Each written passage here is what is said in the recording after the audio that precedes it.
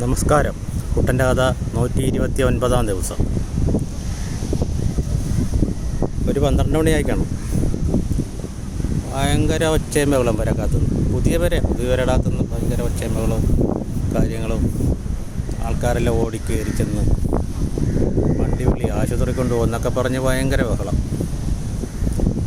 ഞങ്ങൾ കൂടെ ഉണ്ടായിരുന്ന നമ്മുടെ കൂടെ പണിയുന്നവരെല്ലാം ആദ്യം ഓടി. പുറകെ ഞാനും ഓടിച്ചെന്ന് അകത്ത് ചെന്നപ്പോൾ എന്താണ് ഭർത്താവെന്ന് പറയുന്ന കോന്തൻ രാന്തൻ, അവന് മറ്റേ ഇവരുടെ ചിറ്റപ്പൻ പലചരക്കട എന്ന് പറഞ്ഞില്ലേ, പുള്ളി ഇങ്ങനെ പെടലേക്കിട്ട് കൂട്ടി വെച്ചിരിക്കും.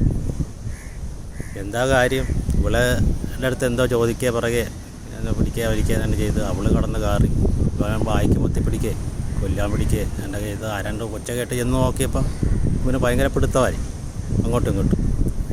അങ്ങനെയാണ് ഈ ഒച്ച മേഖല. അങ്ങോട്ട് ആ പെണ്ണ് ബോധം കെട്ട് കിടക്കുകയും ഉടനെ വണ്ടി എടുത്ത് നേരെ പത്തനംതിട്ടയിൽ ആശുപത്രി കൊണ്ടുപോയി. ഞങ്ങൾ എന്ത് ചെയ്യും, പണിയൊക്കെ തീർന്നല്ലേ പണിയൊക്കെ തീർന്നപ്പോൾ തിരിച്ചു പോരാനായിട്ട് നിൽക്കല്ലേ.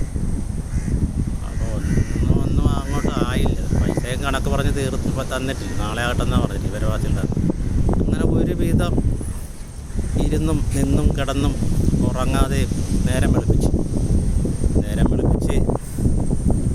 10 മണിയായപ്പോൾ ഇത് വെഞ്ചരിപ്പിൻ്റെ ഇതൊക്കെ നടന്ന് എല്ലാം കാര്യങ്ങൾ നടന്ന് ആൾക്കാരൊക്കെ വരാൻ തുടങ്ങി. ഭയങ്കര പരിപാടി നടത്തി. വണ്ടി കാറൊക്കെ വന്നു. ഞങ്ങളും ഇരുന്ന് ഭക്ഷണമൊക്കെ കഴിച്ച് നമ്മുടെ കൂടെ പണിയുന്ന മൂത്ത പുള്ളി പറഞ്ഞ് അയാൾ ഞങ്ങൾ പോകാൻ റെഡിയായിരിക്കുകയാണ്, ഞങ്ങളുടെ കാര്യങ്ങളൊക്കെ പറഞ്ഞ് അപ്പോൾ അത് കണക്ക് പറഞ്ഞ് തീർത്തേക്കാം എന്ന് പറഞ്ഞ് കണക്കൊക്കെ പറഞ്ഞ് പൈസയൊക്കെ കൊടുത്ത്. അപ്പോൾ ഈ പെണ്ണിനെ ഒന്നും കാണാൻ പറ്റിയില്ല, പെണ്ണ് ആശുപത്രിയിലല്ല. അപ്പം ഞാനങ്ങനെ അന്തം വിട്ടിരിക്കുക, എന്തായാലും പറയുക. അവൻ എൻ്റെ അടുത്ത് പറഞ്ഞേ ഇവനിവിടെ നിൽക്കട്ടെ, ഇവനെ നാളെ വിട്ടേക്കാമെന്ന് പറഞ്ഞു. ഞാൻ പറഞ്ഞു നാളെ വിട്ടാലെന്ന് പറഞ്ഞു, ഞാനിപ്പോൾ ഇവരുടെ അവിടെ പോവുകയാണ്, എനിക്കങ്ങനെ ഇവിടെ നിൽക്കാനൊന്നും പറ്റിയില്ലെന്ന് ഞാൻ പറഞ്ഞു. അല്ല നാളെ വിട്ടേക്കാം.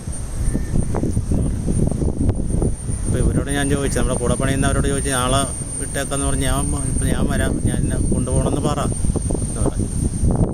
അപ്പോൾ പുള്ളി ഇങ്ങനെ പറഞ്ഞു, പുള്ളി അകത്തോട്ട് കയറിപ്പോയി. അപ്പോൾ ഇവരോട് ഞാൻ ചോദിച്ചു, ഞാൻ ഇവിടെ നിൽക്കാനാണ്. എടാ നീ ഇവിടെ നിന്നില്ലടാ, അവർ നാളെ നിന്നെ വിടുമല്ലോ. ഞാൻ പറഞ്ഞു എങ്കിൽ നമുക്ക് എല്ലാവർക്കും കൂടി നാളെ പോകാം, അവിടെ നില്ലെന്ന് പറഞ്ഞു. അല്ലാതെ ഞാനൊറ്റയ്ക്ക് ഇവിടെ നിൽക്കത്തില്ലെന്ന് ഞാൻ പറഞ്ഞു.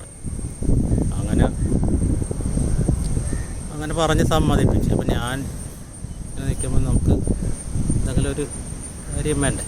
ഞങ്ങളൊന്ന് പയ്യെ പുറത്തോട്ടൊക്കെ ഇറങ്ങി അങ്ങനെ വന്നപ്പോൾ ഇച്ചിരി കഴിഞ്ഞപ്പോൾ ആ പെണ്ണിനെ ആശുപത്രിയിൽ നിന്ന് കുഴപ്പമൊന്നുമില്ല, ബോധമൊക്കെ തെളിഞ്ഞ് ആശുപത്രിയിൽ നിന്ന് കൊണ്ടുവന്നു.